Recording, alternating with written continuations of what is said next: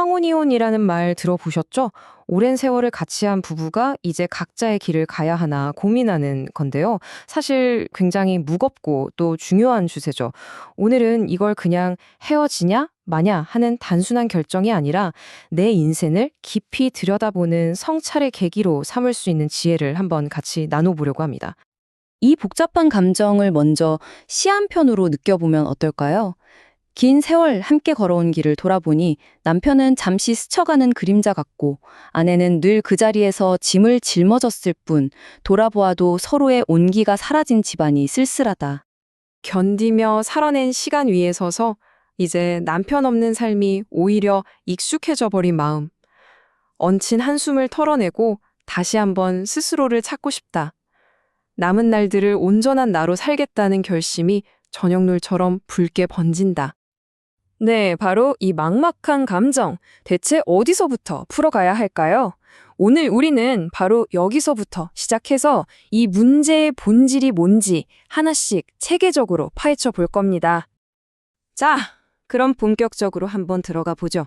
도대체 왜 이런 갈림길에 서게 되는 건지 그 뿌리 깊은 감정부터 한번 제대로 이해해 보자고요. 부부 사이의 갈등을 제대로 이해하려면요. 먼저 우리 마음속에서 일어나는 두 가지 반응을 구분할 줄 알아야 합니다.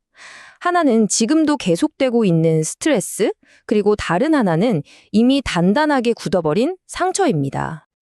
그러니까 스트레스는 말하자면 지금 겪고 있는 부정적인 감정이에요.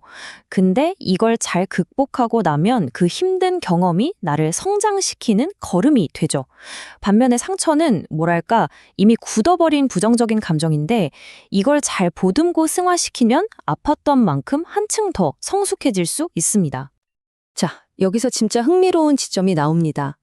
남성과 여성이 감정을 처리하는 방식에 보통 차이가 있다는 분석인데요. 남성들은 스트레스의 원인을 아예 없애버려려는 좀 공격적인 경향이 있는 반면에 여성들은 그걸 일단 받아들여서 내면의 상처로 차곡차곡 쌓아두는 수용적인 경향이 있다는 거죠. 이럴 때 니체의 철학이 아주 중요한 관점을 던져줍니다. 행복이라는 게 그냥 즐거운 일만 쫓는 게 아니라는 거예요.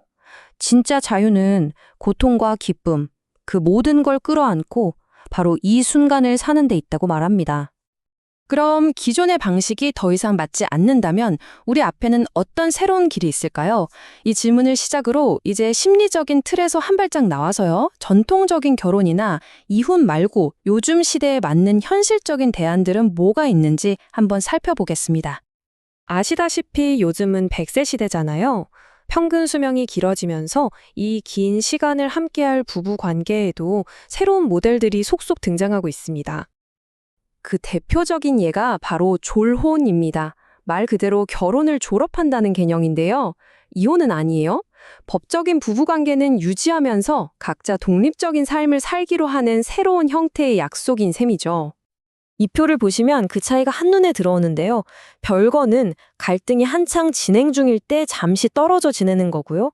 졸혼은 갈등은 어느 정도 정리하고 서로의 이익을 위해 각자의 자유를 인정해 주는 겁니다. 그리고 해혼은 자녀 양육 같은 공동의 의무를 다 마친 뒤에 각자 더 큰 가치를 찾아서 관계를 해소하고 떠나는 걸 의미합니다. 그럼 옛날에 지혜로운 분들은 이런 문제를 어떻게 봤을까요? 인류 역사에 큰 족적을 남긴 위대한 사상가들은 결혼이라는 문제를 어떻게 다루었는지 한번 들여다보겠습니다. 우리가 잘 아는 4명의 철학, 그리고 종교 지도자들의 결혼 이야기를 통해서요. 이 지극히 개인적인 문제에 대한 역사적인 통찰을 한번 얻어보죠. 첫 번째는 붓다입니다.